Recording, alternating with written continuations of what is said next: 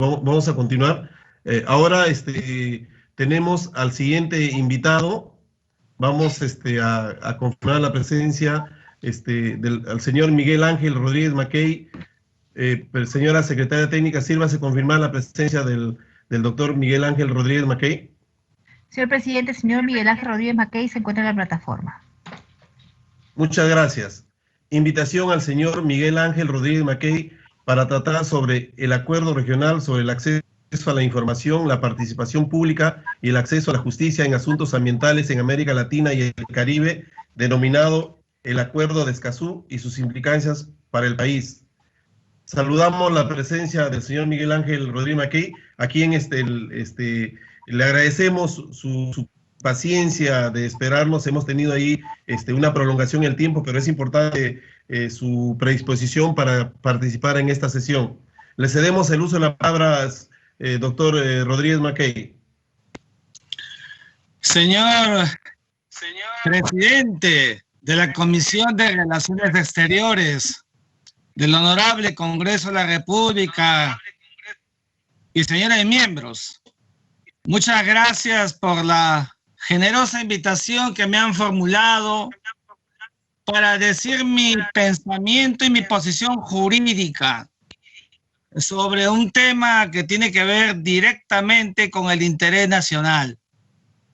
Yo he escuchado a lo largo de la mañana las exposiciones que me han precedido en el uso de la palabra, y la verdad que a estas alturas del partido estoy cambiando toda la tónica de lo que iba a decir, y voy a decir cosas que ya no evidentemente se han dicho, pero que son trascendentales y que seguramente aliviará en tiempo a mi presentación para someterme a las preguntas de ustedes. En consecuencia, señor presidente y señores congresistas, voy a ser extraordinariamente exegético, porque un tema de esta naturaleza exige que sea exegético y más hermenéutico, es decir, puramente jurídico.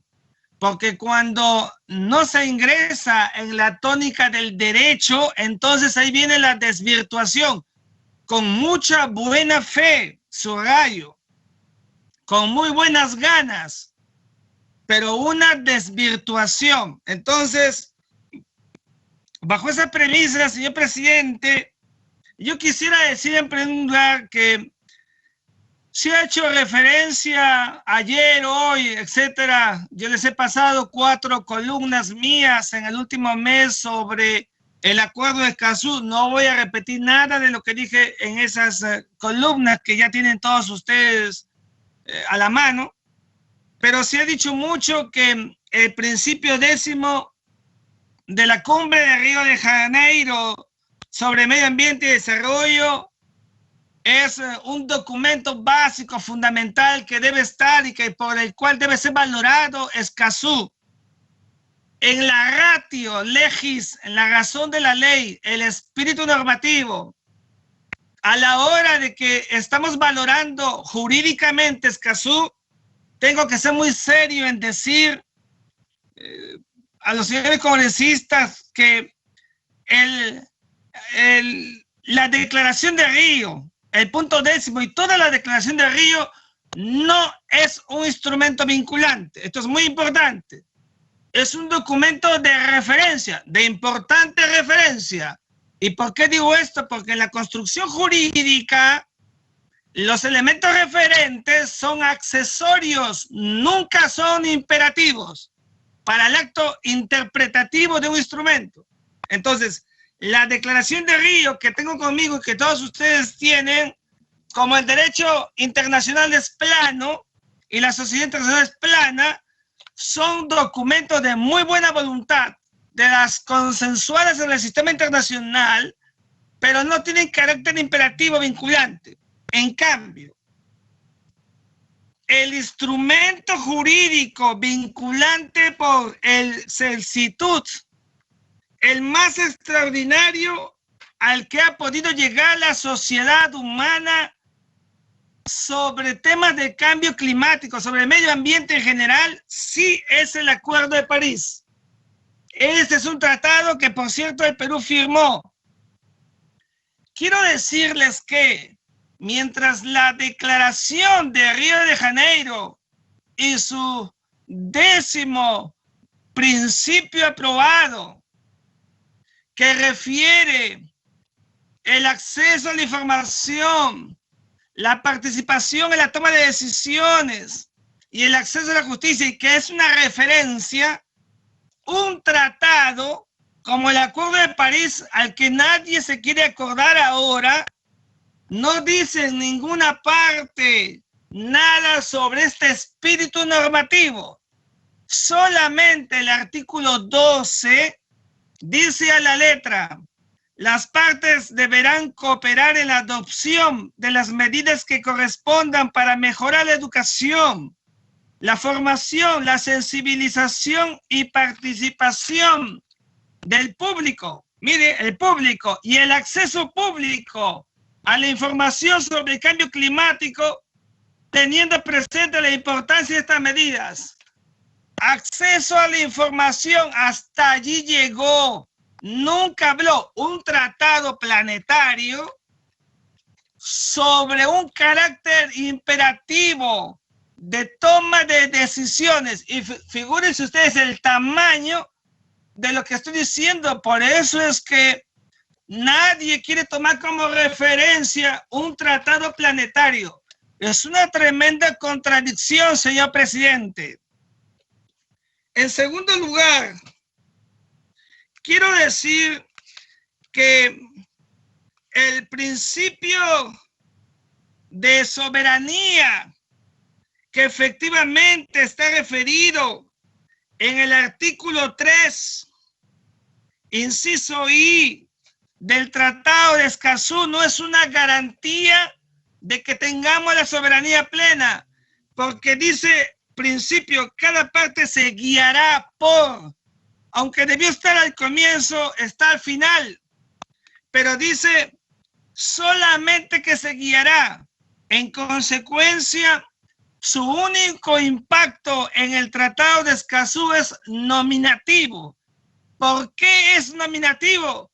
Porque está subordinado y dependiente a otro artículo que es evidentemente imperativo, como el artículo 19 sobre la solución de controversias. En segundo lugar, ya voy a llegar al 19, todavía no. El principio de igualdad jurídica que tanto se aboga, los defensores de Escazú dicen la igualdad soberana de los estados. Por favor, digámosle al país la verdad.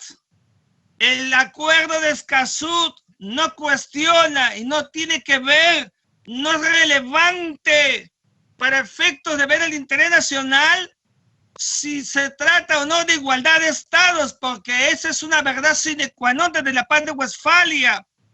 Aquí lo relevante no es la igualdad entre estados, sino la supranacionalidad de una corte o de un arbitraje que impacta sobre un estado.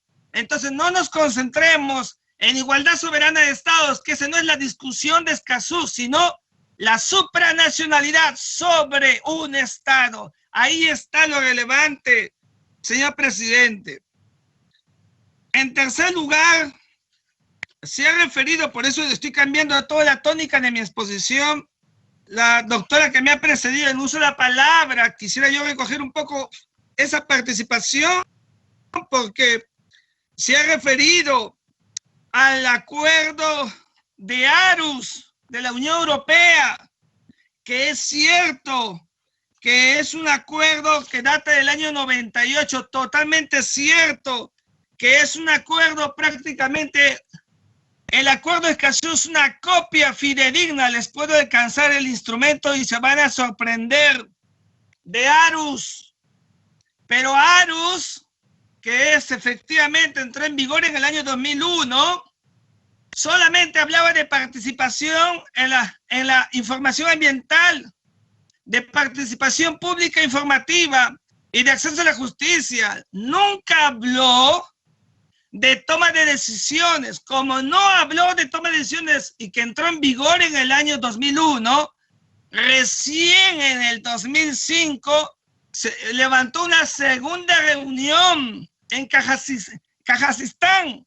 Y en esa reunión lo que se acordó fue ingresar una enmienda a ARUS. Y esa enmienda a ARUS, sí, por primera vez en el 2005, incorpora la toma de decisiones del público, de todos. Pero lo que no se ha dicho es que esa enmienda al día de hoy, 10 de agosto del 2020, no está vigente. De los más de 56 países que abrumadoramente lo hicieron los de la Unión Europea, hasta países del Asia, en el primer acuerdo, cuando viene la enmienda, se queda solamente en 27 y tiene que tener 3/4 partes de los firmantes para que esté en vigor. Entonces no le mintamos al país, porque ARUS no es un buen ejemplo, porque no está vigente la enmienda más relevante que se refiere a la participación en la toma de decisiones. Esa enmienda no es jurídicamente una enmienda en vigor, y eso también tiene que decirse y no se está diciendo. En tercer lugar, presidente Gilmer Trujillo, quiero decir que el artículo 19 que tanto es mentado, es verdad que consagra el modus operandi para una negociación. Eso es cierto.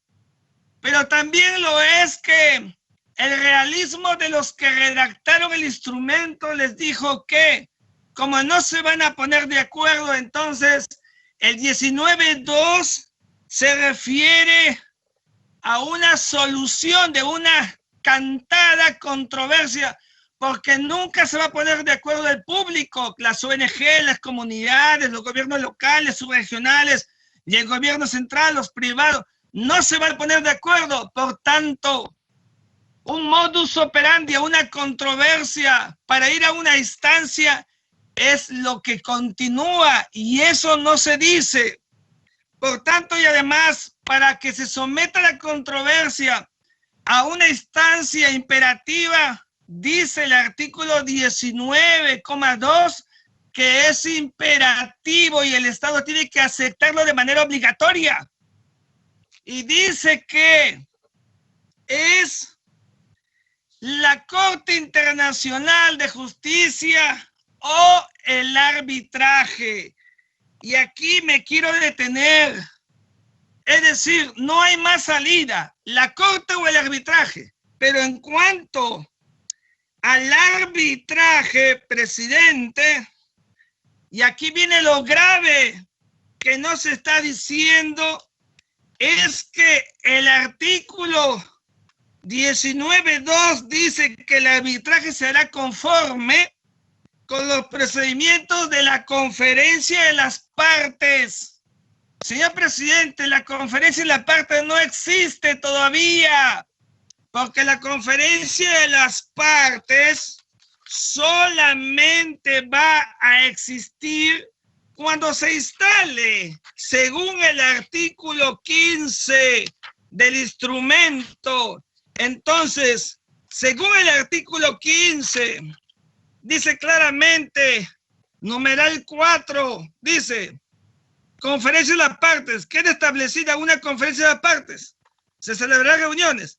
En ella, en la primera reunión, deliberará y aprobará por consenso la regla de procedimiento del arbitraje. Es decir, si mañana se aprueba Escazú en el Congreso, el espíritu de los legisladores queda en el aire, porque no hay modus de procedimiento. Eso será más adelante, y eso se llama incertidumbre jurídica. Es una aberración jurídica, eso no existe.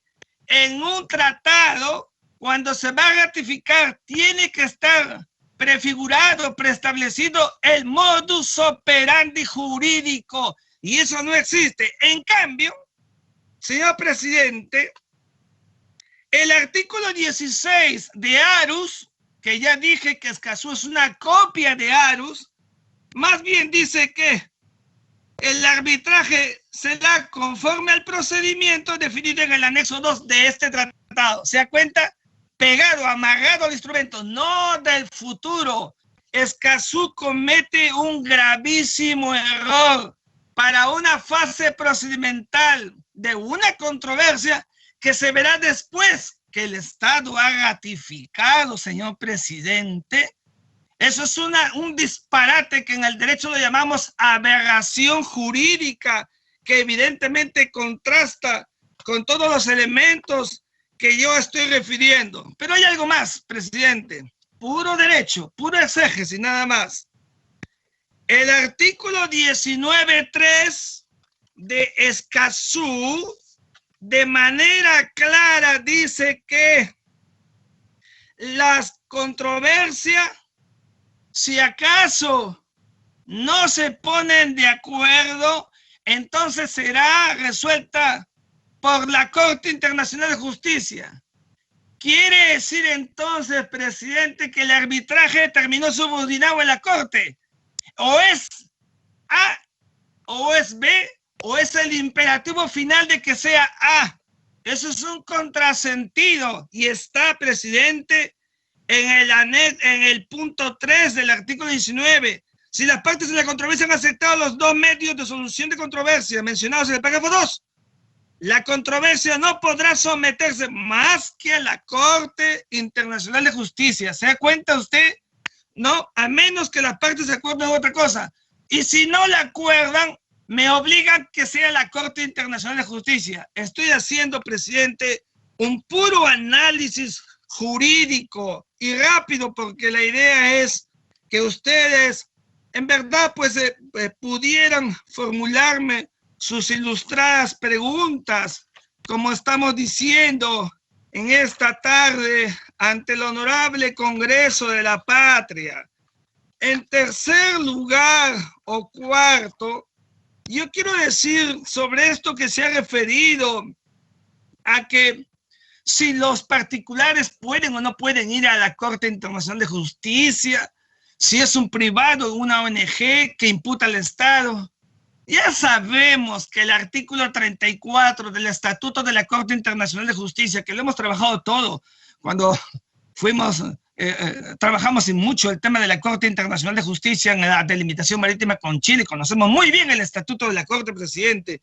Ese artículo 34 efectivamente dice que solamente los estados podrán ser partes en estos casos ante la Corte. Pero qué candidez tan grande de decirle en eso que están sacando por internet de que las verdades, los mitos y las verdades. Pero es que no nos damos cuenta, y aquí está lo relevante, de que la soberanía del Estado se vuelve relativa porque se produce la imputación no de una parte en el sentido de una ONG o una comunidad, sino que esa se hace Estado. Y solamente como Estado, como no tiene nacionalidad, puede ser una ONG de otro Estado que le imputa al Perú dentro del territorio peruano y se van a la Corte. Allí es el Perú que en ese escenario que niego, hipotético que niego, que tendría que firmar, que ratificar a Escazú, quedaría subordinado a la naturaleza de otro Estado que es la máscara, el proceso mismo para darle fluidez a un interés particular y qué sé yo, de repente oficial u oficioso de otro Estado. Seamos claros en tema de inversiones y en tema de interés. Lo relevante es que se logre el objetivo y aquí no hay moral. La moral está a un costado. Se ha dicho, presidente, y con esto quisiera yo entrar a decir que se ha dicho que el tema de la soberanía del Estado se mantiene intacto en todo el territorio de la patria. Y yo digo siempre, pero qué tal manera de ver el concepto de la soberanía, presidente. La Patria Westfalia de 1648 nos enseñó que la soberanía tradicional, pétrea, pura, inicial, sí, es con el territorio. Por eso había guerras en el pasado. Por eso los países tuvieron conflagraciones. Pero el concepto de soberanía, que sigue siendo pétreo, se mantiene intacto en tanto y en cuanto el Estado tiene capacidad de decisión, presidente. ¿Sobre qué? Sobre su propio territorio, sobre la naturaleza impectore, sobre la gestión, sobre la utilización, sobre todo lo que engloba el concepto de soberanía. Presidente, artículo 66 de la Constitución Política del Perú. Los recursos naturales renovables y no renovables son patrimonio de la nación. El Estado es soberano en su aprovechamiento. Escazú y una Corte Supranacional lo perdemos. Por ley orgánica se fijan las condiciones de su utilización y su otorgamiento a particulares, puro derecho interno. La concesión otorga a su titular derecho real, sujeto a la norma legal, puro derecho interno. Mire usted, artículo 67. El Estado determina la política nacional del ambiente. Se pierde cuando una corte determina el destino según una controversia de lo que pueda haber en lo que significa la política ambiental. La modifica y no podemos hacer nada porque lo que diga una corte es vinculante. Promueve el Estado, promueve el uso sostenible de sus recursos naturales. Se acabó la promoción porque la promoción se subordina a una decisión impectore vinculante del sistema internacional. Artículo 68. El Estado está obligado a promover la conservación de la diversidad biológica de las áreas naturales y protegidas. Y el 69. El Estado promueve el desarrollo sostenible de la Amazonía con una legislación adecuada. Legislación adecuada, puro derecho interno. Todo esto, presidente, señores congresistas, evidentemente queda en una situación de orfandad cuando viene un fallo de carácter imperativo como los que tiene la Corte desde que fue creada en 1946, al final de la Corte Permanente de Justicia Internacional, que fuera la instancia supranacional de la Liga de las Naciones. Pero hay algo más, presidente, y sigo con el criterio jurídico. Están diciendo de que hay que aprobar Escazú de una vez porque se viene el día 26 de septiembre, que es el último día, y los quieren apurar. No se sientan apurados por nada, porque nada debe apurarlos y porque además hay que rechazarlos, pero por esta razón jurídica. Primero porque el artículo 21 de Escazú de manera clara dice que es abierto a la firma hasta el 26 de septiembre. Es abierto a la firma. No es para el caso peruano, el Perú ya lo firmó, pues, entonces no, el Perú no tiene que pensar en el 26 de septiembre. El Perú está en el inciso 2 del artículo 21, presidente. Dice, los estados sujetos a la ratificación, aceptación, aprobación, están sujetos los estados que lo hayan firmado. El Perú es un firmante, ya suscribió. Por tanto, el 26 de septiembre no tiene que causar estrés a nadie, porque el Perú ya suscribió y lo que estamos esperando es que se discuta y que se decida, a mi juicio, la no ratificación de Escazú, pero no debemos pensar en el día 26 de septiembre.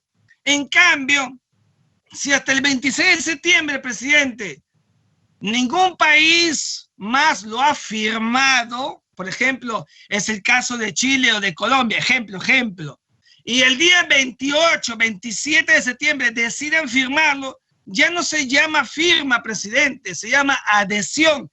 Para eso se refiere el segundo párrafo del artículo 21,2. No le engañemos a la gente, como he estado escuchando en los últimos días, en decir, nos quedan pocos días para que Escazú pueda el Estado peruano incorporarse a este instrumento internacional. El artículo 23 sobre las reservas. Presidente, sobre el tema de las reservas hay una abrumadora doctrina internacional que dice que los tratados deben priorizar las reservas. Es verdad que no todos los tratados deben tener reservas, pero tratándose de instrumentos que tienen que ver con soberanía nacional, con territorio, con derechos humanos, con todo aquello que involucre esta acción del jus imperium estatal a través de ustedes, que es el Congreso, es evidente que tiene que haber reservas. Se dice, no, pero ¿para qué si ha sido consensuado? Es que no es por el acto consensuado, presidente, es por la individualidad, el acto unilateral. No todos van a estar de acuerdo con todos los artículos. Es una garantía del derecho internacional para algunos estados que crean que 1, 2 o 3 artículos no deben aplicarse. Y esta misma minusvalía la hemos visto en otros instrumentos internacionales. Es una deformación producto de aquellos que han querido en el tiempo relativizar el concepto de soberanía que me permito en esta oportunidad referir. Presidente, usted verá que en el tracto de lo que venimos hablando se dice que el Tratado de Escazú no debemos tener problemas porque es incorporado al derecho interno. Pero claro que es incorporado si la Constitución dice que los tratados forman parte del derecho nacional. Eso no es lo relevante. Allí no está realmente el punto complejo de Escazú, sino en que la llave maestra de Escazú hace que, siendo parte del derecho interno por su naturaleza constitutiva, de un arreglo de controversia, ya no vuelve dentro del Estado, sino imperativo al Estado, como corresponde a toda supranacionalidad. Perdóneme que lo diga, capítulo 10 de la teoría pura del derecho, Hans Kelsen, es elementalísimo, y esto no le han hecho caso, porque, presidente, tengo que decirlo, se está creando un forzamiento de los conceptos del derecho con la denominada democracia ambiental, democracia intercultural. Leía hoy día a la ministra, el gobierno global. Son conceptos forzados que no tienen ni siquiera un arraigo en la doctrina del derecho y de la ciencia política. Por tanto, impactan negativamente porque desnaturalizan la verdadera razón de ser de lo que significa Escazú. Y por tanto, presidente, nos encontramos frente a un instrumento, y aquí permítame, en esta parte final de mi presentación, algunas categorías no jurídicas, sino geopolíticas y políticas. Primero, ninguno de los países miembros de la Alianza del Pacífico, que para Perú es muy importante, lo ha ratificado. Esto es muy importante. Ninguno, ni Brasil, ni Colombia, ni Chile, ni México, ni siquiera lo han firmado, por favor. Tengo que ser más claro. Y eso es muy importante porque los estados tienen un hilo conductor de intereses mancomunados en una comunidad geopolítica abierta que siempre tiene que mantenerse. En segundo lugar, presidente, se está diciendo, y a cada rato, los que sostienen que Escazú debe ir, que evidentemente no tiene un carácter ideologizado, que no es cierto que venga de los sectores progresistas o de ultraizquierda. Yo soy sanmarquino, los sanmarquinos siempre decimos que tenemos un aire pero muy de izquierda, muy social. Yo no soy un hombre ni de izquierda ni de derecha. Lo que yo quiero decir es que cuando viene ese argumento, inmediatamente se superpone otro. Dice, sí, los que defienden Escazú dicen que no tiene una ideología progresista, pero argumentan de que es la presión de la ultraderecha y de los grupos de poder los que impiden que Escazú se apruebe. ¿Qué quiero decir con esto? Que estamos en una etapa de un desgaste, porque lo relevante para el Perú es que se mire la parte positiva que yo acabo de referir. En tercer lugar o cuarto lugar, presidente, con esto puedo prometer ir acabando, es que los conflictos que se puedan superponer son una realidad. Nadie se va a poner de acuerdo con Escazú. El Perú es un país fracturado históricamente, con unas 280 conflictos latentes. La naturaleza de nuestra estructura geopolítica interna del campo, de la selva, olvidados por la ciudad, históricamente la hacen muy sensible. ¿Cómo no, presidente? Tenemos experiencias pasadas. Solamente cuando Escazú se ha advertido por la gente de que pueden participar en la toma de decisiones, verá usted, presidente, que la gente misma, con las ONGs que las van a usar, van a provocar, van a producir una situación que le va a quitar la tranquilidad al Estado peruano, que nadie quiere en una realidad donde nos encontramos realmente complicada, pertrecha.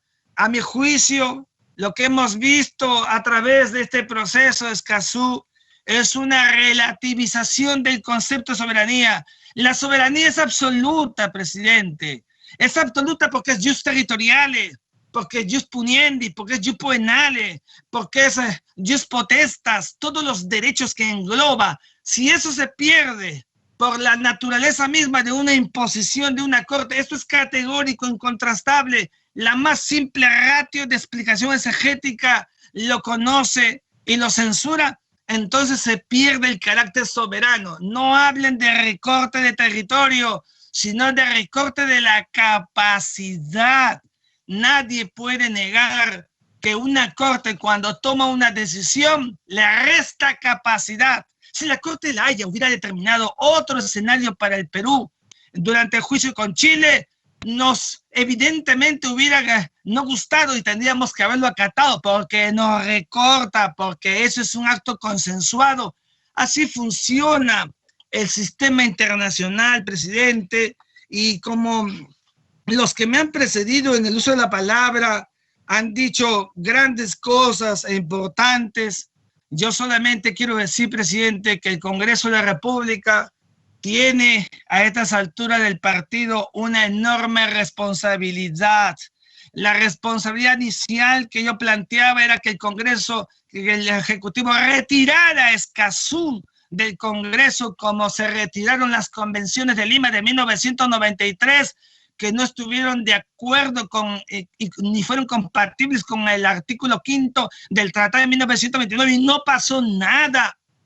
Entonces, ahora que el Congreso ha iniciado una etapa importante democrática de consultas, a mi juicio, lo que tiene que hacer el Congreso es desoír un instrumento de esta naturaleza que es lesivo para los intereses del Perú. Lo tengo que reiterar porque los intereses del Estado son absolutamente objetivos y un impacto internacional, cuando lo hayamos firmado, nos va a costar un proceso de denuncia del instrumento. Tendríamos que esperar, como dice el artículo 24, a que se produzca un tiempo relevante superior a los 3 años para que luego podamos solamente pensar en una denuncia cuando todo eso seriamente, y es el gran reto que tiene este honorable Congreso, se puede evitar con una evidente participación consensuada y que más bien, presidente, el Perú en estos momentos con la Cancillería adelante pudieran decirle a América Latina la posibilidad de ver un instrumento internacional donde se relieve el tema del ambiente, pero no se menoscabe la capacidad tuitiva, la capacidad estelar del Estado. Eso es lo que no debe proceder. ¿Qué es lo que está pasando en estos momentos en Europa con Arus, que todo el mundo pone como ejemplo, pero que no dicen la verdad, que no está en vigor? Porque no está en vigor justamente porque los europeos, cuando vieron que llegó esa enmienda, se acordaron de la Constitución para la Unión Europea que nadie quiso, porque es un superestado, porque doblega, porque resta soberanía, y esos menoscabos impactan letalmente en la configuración del destino de un pueblo. Presidente, como verá usted, he sido bastante breve en mi exposición y quedo para sus preguntas. Muchas gracias, doctor Rodríguez Mackey. Con la vehemencia de su intervención, nosotros hemos tenido la oportunidad de conocer cuál es el análisis que usted tiene respecto al acuerdo de Escazú. Ahora vamos a pasar a la ronda de preguntas. A los señores congresistas les pedimos que se registren a través de la plataforma para que puedan participar y poder profundizar respecto al tema que es materia de la presente sesión. ¿Algún congresista que se haya registrado para que pueda intervenir? Señora secretaria técnica, por favor. Aún no, presidente. Mientras se van registrando, yo quiero empezar haciendo algunas preguntas. Había escuchado con bastante atención la referencia respecto a algunos artículos de la Constitución, específicamente referidos al capítulo segundo referido del ambiente y los recursos naturales que forman parte del título tercero del régimen económico de la Constitución. Mi pregunta es, conforme lo ha expresado, el acuerdo de Escazú prácticamente generaría que esta posición que tiene o autoridad que tiene el país respecto a los artículos 66 al 69 quedarían prácticamente en suspenso ante la posibilidad de que puedan ser recurridos ante la instancia supranacional. Quisiera que nos pudiera precisar, doctor Rodríguez Mackey, respecto a esta pregunta. Le cedemos el uso de la palabra. Muchas gracias, presidente. Permítame decirle de que las decisiones de la Corte Internacional de Justicia son imperativas erga omnes, es decir, en todo y para todo. ¿Y para qué son imperativas? Para el derecho interno, presidente. Y el derecho interno de un Estado, permítame usted este gráfico que acabo de elaborar sobre la base de su pregunta. Mire usted, presidente, el triángulo de la pirámide jurídica de Hans Kelsen, como todos sabemos, tiene la Constitución política como la norma más importante. Usted me pregunta por la Constitución. Esto es puro kelseniano, es un ABC del derecho. Revisen los congresistas a través de sus asesores lo que dice Enrique Bernales y otros juristas. Esto es básico, presidente. La supranacionalidad está encima, porque es imperativa, cae como una bomba hacia abajo y el Estado la acepta, por eso firma, porque así es la comunidad internacional, es una comunidad de consenso, presidente. Por tanto, cuando la Corte toma una decisión, no lo va a tomar revisando la Constitución política, presidente. No, no es así. Es que es el Estado que tiene que revisar su Constitución en función subordinada de lo que dijo el fallo de la Corte. Y eso lo saben todos. Por esa razón, presidente, ¿dónde está la política nacional del Estado? Si el Estado quiere sobre la tala de bosques establecer una ratio cuántica de tala y la Corte, por una predisposición de quienes aleguen disconformidad, emite una sentencia y le diga al Perú, por 5 años no talas, ¿qué pasó con nuestra política nacional del ambiente, presidente? Seamos claros. Esto yo lo he conversado con varios juristas y constitucionalistas y se han quedado callados, porque esta es una gran verdad. A la gente que nos ve y nos escucha, presidente, le tenemos que decir las cosas muy sencillas para que entiendan, y a ustedes, honorables miembros del Congreso de la República, por la lucidez de sus participaciones, les pedimos como ciudadanos que se peguen al derecho. El derecho es lo más importante porque el derecho se aleja de la subjetividad. La Constitución, cualquier constitución de cualquier Estado, siempre cuando viene el imperativo de un espacio supranacional, evidentemente queda subordinado por el acto consensuado. Es un pacta sunt servanda que no solamente está por el tratado, sino por el imperativo que amerita una instancia supranacional. Y pasa, presidente, en todos los sistemas jurídicos, en el de la Unión Europea, en el sistema de la Liga Árabe, en el sistema asiático y por supuesto en el sistema panamericano. Gracias por la respuesta.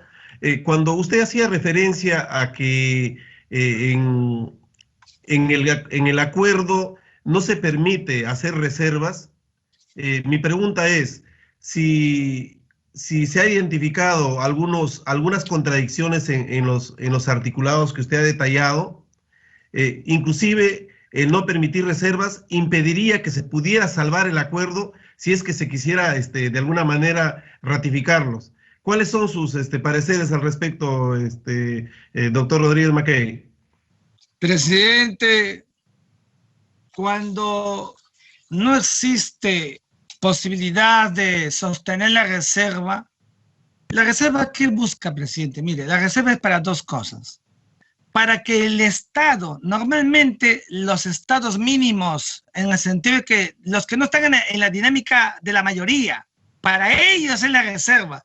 Dice, ese artículo no me gusta, no lo voy a aplicar, el todo sí, para esos estados, o para modificar reglas, cuando tenemos el artículo que dice no se podrán realizar reservas, presidente, no hay forma. O sea, ningún artículo interior del instrumento jurídico podría solventar un mecanismo de salida, algún aparejo. No hay nada por la propia naturaleza pétrea de haber negado literalmente en el sistema positivo del acuerdo la posibilidad para que se produzca esta regla individual unilateral que está en la doctrina, que preserva el derecho de algún Estado de no aplicar una o dos o tres cláusulas, no todo, porque ya deja de ser evidentemente una reserva de un instrumento jurídico. Eso se llama, presidente, la deformación del principio justamente estamentario que gobierna los estados cuando suscriben un tratado. La propia Convención de Viena sobre el Derecho y los Tratados de 1969, en su espíritu expositivo, de manera clara establece que, en lo posible, para darle siempre forma, flexibilidad y dinamismo a un instrumento y no trabe, ¿qué cosa? Posibles, la posibilidad de que sean signatarios, que hayan firmas, que haya ratificaciones, aprobaciones, decisiones o adhesiones, justamente esta llave maestra que se llama reserva en los instrumentos jurídicos. Normalmente, presidente, los únicos instrumentos por la propia naturaleza pétrea, sustantiva y ecuménica que no guardan reservas, presidente, son los instrumentos asociados a límites territoriales o límites marítimos cuya naturaleza, presidente, es perpetua para siempre, porque eso le da seguridad jurídica al instrumento. No vaya a ser que uno de los estados se levante de la mesa. Por eso sí, pero la ratio de la doctrina que tengo en esta biblioteca, que puedo un día compartir con todos ustedes, dice claramente que el espíritu con que se hagan los instrumentos, y más lo de medio ambiente, presidente, que son absolutamente volátiles por su propia naturaleza, debe de contemplar la reserva que es propia de un sentido lógico en la norma jurídica. Gracias, doctor Rodríguez Mackey. Ahora cedemos el uso de la palabra al congresista Richard Rubio para que formule las preguntas que considere pertinente. Tiene el uso de la palabra, congresista Richard Rubio. Señor presidente, muy buenas tardes. Doctor Mackey, muy buenas tardes y a todos los colegas. Bueno, ha transcurrido su exposición y tocando a Kelsen, entendía yo pues en ese tiempo pues que cuando hablaba sobre los supranacionales, su primer libro, y ya creo que después de la guerra, si no me equivoco, cambia de posición, explicando pues, que lo supranacional ya es vinculante en cuanto respecto a los derechos humanos. Acaba mi pregunta.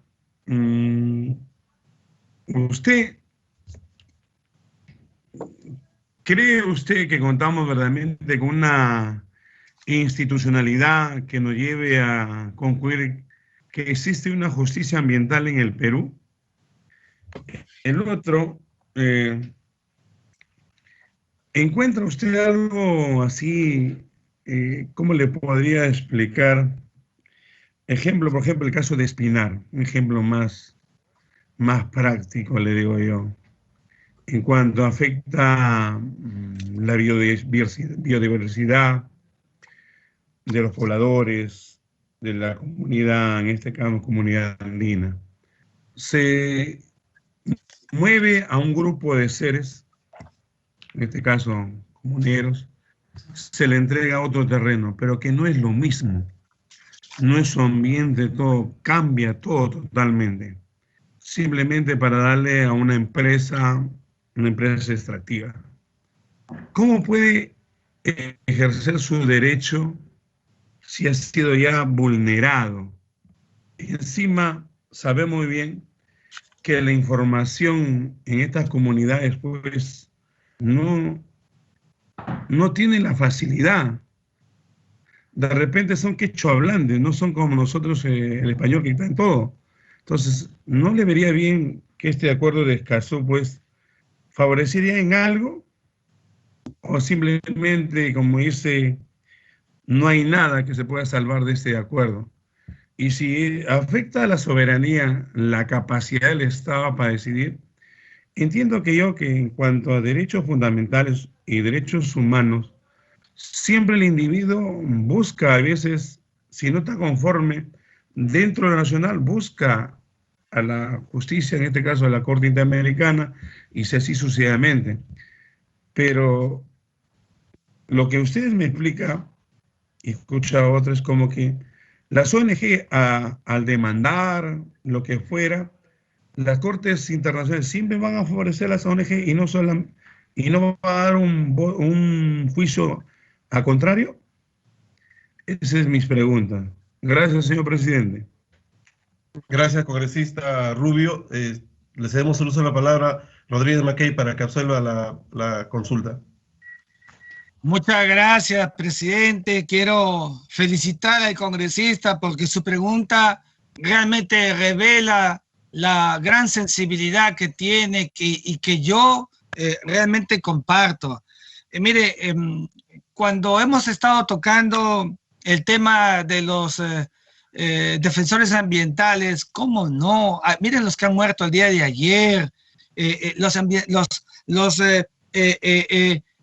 defensores ambientales son objeto evidentemente de mucho abuso, y para eso este Estado que tenemos, que es un Estado con una justicia adolescente, con una justicia que no ha tenido ni tiene hasta ahora en 200 años una verdadera mirada de lo que significa formar el criterio de lo que decía San Agustín de Hipona, la justicia por sobre todas las cosas, y esa visión totalizadora. No la tenemos, seamos claros.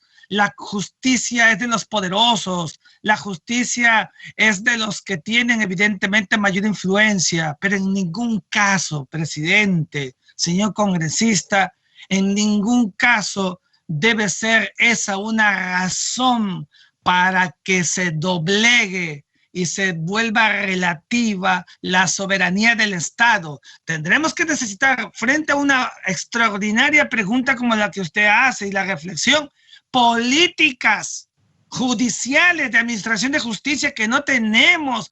Por eso es que somos un país adolescente, como decía Luis Alberto Sánchez, o como decía Raúl Porras Barrenechea, un país que todavía está en una etapa de germinación, de gestación, pero no de una base bien estructurada, seamos claros. Y entonces los defensores ambientales, los lugareños, pues sufren y creen en consecuencia que como no son atendidos, entonces hay que mirar afuera. Yo los comprendo y los entiendo, presidente, pero no corresponde. Y ahí está la mirada del Estado que va a cumplir 200 años y que todavía no resuelve de llegar con la verdadera justicia, pero que no es el caso para sacrificar el principio de la soberanía pétrea que aprendimos de la paz de Westfalia. El caso de Espinar, evidentemente, que nos da mucha pena en el Cusco, que revela una realidad. Por eso yo a mis alumnos, presidente, permítame decirlo, los mando a leer el Tungsteno de César Abraham Vallejo Mendoza, los mando a leer El problema de la tierra y El problema del indio de José Carlos Mariátegui, pero también los mando a leer los libros contemporáneos para entender el Perú estructuralmente por dentro. Si tenemos en el Estado peruano agentes que tienen maestría, doctorados y estudian afuera, y se van a un pueblo para conversar con la gente y no se contagian de ellos, no están compenetrados, es porque no hemos imbricado a la sociedad nacional. A eso yo lo llamo en mis columnas de correo, sociedad nacional fracturada. Por eso yo comprendo a los ecologistas que salen al frente, los comprendo, pero también quiero decirles que ninguna circunstancia, por más meritoria que sea respecto de los menoscabos que sufren en las zonas de la selva, de la sierra olvidados, debe significar una desaforación para caer con la circunstancia jurídica de tener que obedecer a un espacio supranacional. Ya tenemos por eso una corte, que es la Corte Interamericana de Derechos Humanos. No es una corte solamente para la costa, para la sierra de un estado, es para todo, es erga omnes. Entonces, trabajemos ese escenario para que evidentemente sea lo que corresponda. Las cortes supranacionales, presidente, tienen su estado de naturaleza, y el estado de naturaleza de la Corte Internacional de Justicia de La Haya, que fue creada, como dije, en el año 46, es mirar controversias entre estados. Normalmente son entre estados por intereses de estados, pero ahora Escazú lo que hace es que entre estados, pero uno metiéndose en otro subrepticiamente a través de esos intereses que cobran vida fácilmente por el empoderamiento de la posibilidad de oponerse en la medida en que si participa de la toma de decisiones y su participación no es aseada, fácilmente se inicia como un resbalón por un jabón ir a la Corte Internacional de Justicia. Eso es lo que tenemos que evitar por el impacto mayúsculo que va a producir al Estado peruano, presidente. Muchas gracias, doctor Rodríguez Mackey. No habiendo más participantes, a nombre de la comisión de... Presidente, el congresista Oreste Sánchez ha pedido el uso de la palabra. Perdón, gracias, señora secretaria técnica. Tiene el uso de la palabra congresista Oreste Sánchez. Presidente, muy buenas tardes, por su intermedio a todos los colegas congresistas y de una manera muy especial al doctor Rodríguez Mackey. Felicitarle, doctor Rodríguez, por su brillante exposición, y yo tuve la oportunidad de asistir a otras exposiciones suyas en otros escenarios, y hoy ha preparado en breves minutos esta exposición que es diferente a otras exposiciones que yo le he escuchado. Por supuesto que siempre sus conferencias han sido magistrales, y yo creo que como peruanos nos sentimos orgullosos de tener especialistas como usted que dominan el tema jurídico y además aman a su patria, y eso es la de un buen peruano. Quisiera ponerle una pregunta, si por favor me conteste usted. Por intermedio del señor presidente, le quiero preguntar si este Congreso, a través de esta comisión, decide por mayoría no ratificar este acuerdo de Escazú y además determina retirar la firma y devolver al Ejecutivo, ¿podría tener alguna implicancia? Doctor, por favor, su respuesta. Muchas gracias, congresista Oreste Sánchez. Quedo extraordinariamente honrado con sus palabras. Respuesta inmediata para pregunta tan respetuosa e inteligente como todas las que hacen ustedes. No hay ninguna implicancia, no hay ningún fenómeno de impacto negativo. Por favor, dejémonos en general, digo, de embrujar o de satanizar a los instrumentos. En algún momento yo he venido sosteniendo de que el Perú debe abandonar la Corte Interamericana de Derechos Humanos para posibilitar la pena de muerte para violadores, y mis alumnos me consultaban de buena fe siempre todos, doctor, no nos van a sancionar por eso. Yo respondo jurídicamente, el artículo 78 habla de la denuncia.